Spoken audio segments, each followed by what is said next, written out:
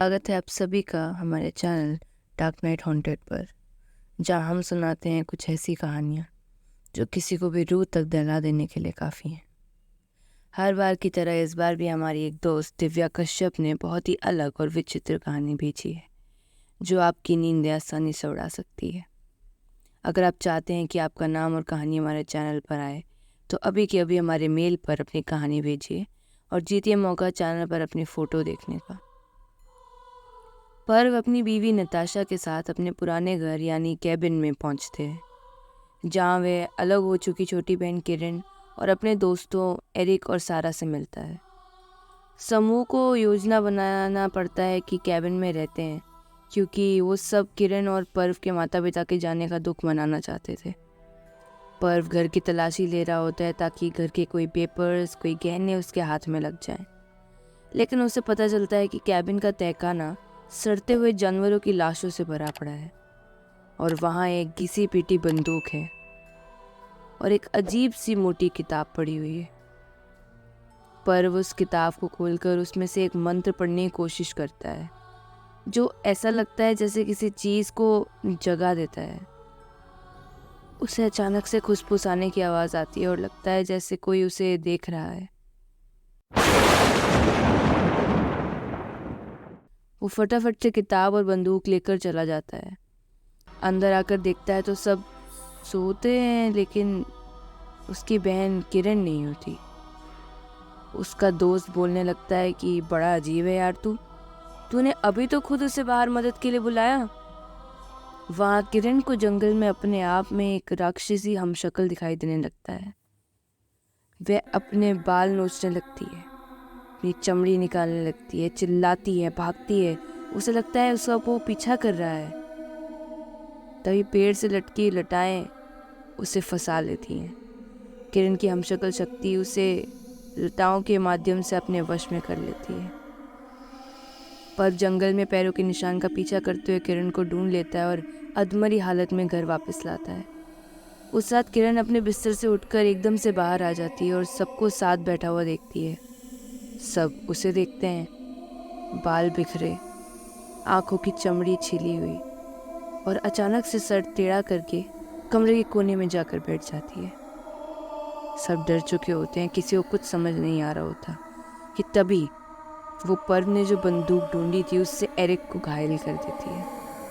पर्व किसी तरह उससे बंदूक छीन लेता है और उसे तहखाने में बंद कर देता है। वो चिल्लाती है, चीखती है, मुझे यहाँ मत छोड़ो, मुझे यहाँ से बाहर निकालो। बाहर एरिक की सांसें तेज हो रही थी, खून बहुत बह गया था, लेकिन किसी तरह नताशा ने उसके घाव बंद कर दिए थे। इन सबके बीच सारा, जो किरण की सबसे पुरानी बचपन की दोस्त थी, उसे रोना सहन नहीं हुआ। उसे रोते हुए और दर्द में देखकर, जो कि एक्चुअली किरण का एक नाटक था जो उसको लालच देकर तहखाने में ले आती है, उसकी जीभ काटती है और उसका हाथ काटने ही लगती है। पर वहाँ समय में पहुँच जाता है और नताशा और सारा को भागने में मदद करता है। एरिक बताता है कि उस बुक को पढ़ने के बाद उसे पता चला कि उसके अनुसार आत्माओं के लेने वाला अगर उसे जगाना है तो उसके लिए 5 आत्माओं की बलि देनी पड़ेगी। पर जैसे ही बाहर आता है तो देखता है किरण पीछे के दरवाजे से निकलकर अब सारा का हाथ अपने मुंह से काट रही थी। कब्जे में आ चुकी सारा पर वो पर्व के सामने नेल गन से हमला करती है और इतना खून बह जाने की वजह से उसकी वहीं मौत हो जाती है। पर्व को कुछ समझ नहीं आ रहा था कि आखिर ऐसा क्यों हो रहा है। तभी किरण के अंदर से आवाज़ आती है, आज वापस आए हो? जब तेरी माँ पागलपन की बीमारी से मर रही थी, रोज़ मुझे मार रही थी, तब तू कहा था उसने पागलपन के दौरे में मेरी बलि चढ़ा दी और अब तुम में से कोई भी नहीं बचेगा। और हंसते हुए नताशा जिस रास्ते पर गई थी उसके पीछे भागती है। पर किरण को दफनाने का फैसला करता है। वह एक कब्र खोदता है, लेकिन किरण उसे डुबाने का प्रयास करती है। हाथापाई में पर्व किरण को किसी तरह बेहोश करके उसे दफना देता है, लेकिन था तो वो उसका भाई। उसकी दिल की धड़कन रुकने की आवाज़ सुनने के बाद वो वापस उसे खोदता है और उसे ज़िंदा करने की कोशिश करता है। वह किरण को जीवित पाता है और अपनी कार की चाबियां निकालने के लिए कैबिन में प्रवेश ही करता है, जहां वह देखता है उसकी बीवी नताशा भागकर उससे मिलने के लिए आ गई थी और उसी के सामने एरिक नताशा का गला काट देता है। अपने पूरे परिवार दोस्तों को ऐसा बिखरता हुआ मरा हुआ देखकर पर्व पागल हो जाता है और गुस्से में कमरे में रखी गैसोलीन कैन पर गोली चला देता है, जिससे उसकी और सबकी वहीं मौत हो जाती है। बाहर किरण को होश आता है तो वह घर को जलता हुआ देखती है और बाहर सारा की लाश। उसे कुछ समझ में नहीं आता।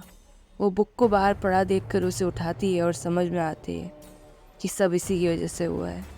वो उसे लेती है, पन्ने फाड़ देती है और अपने माँ बाप की चीखें सुनाई देने लगती हैं। उस बुक को जलते हुए घर में डाल देती है। कुछ समय बाद जंगल में पुलिस आती है और सारा के हाथ के डीएनए को देखती है, तो उसे पता लगता है कि ये किरण का है।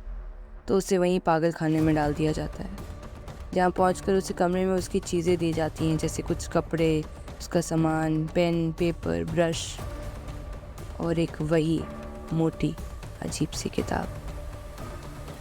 क्यों डर गए ना? अगर चाहते हैं कि ऐसी और कहानियाँ सुने तो अभी के बारे चैनल को लाइक, शेयर और सब्सक्राइब करना ज़रूर करें।